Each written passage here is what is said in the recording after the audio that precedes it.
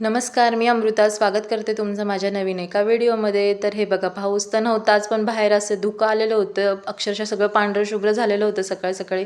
आणि मुलांना स्कूलमध्ये सोडायला निघाले. इकडे त्यांचं आवरून दिलं, त्यांना स्कूलमध्ये सोडलं आणि स्कूलमध्ये सोडून आले. तर देवपूजेसाठी फुलं घ्यायची होती, तर मग फुलं वगैरे तोडून घेत होते झाडाची. तर छान अशी फुलं वगैरे तोडून घेतली. वरती आले आणि कालची रांगोळी होती उंबरठ्यावरती, मग तीच झाडून पुसून काढायचं होतं. सकाळी काही वेळ मिळाला नाही, म्हटलं मग मुलांना स्कूलमध्ये सोडून आल्यावरतीच करावं.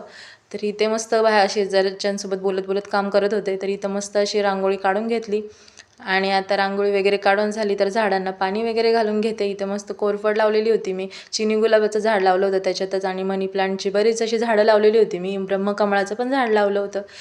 तर इथे रुद्राच्या पप्पांनी शेवग्याच्या बिया टाकलेल्या होत्या ह्याच्यामध्ये, तर त्याला शेवग्याची रोपं उगवली होती. तर इथं देवपूजा वगैरे करून घेतली आणि मग देवाऱ्यासमोर रांगोळी वगैरे काढून घेतली.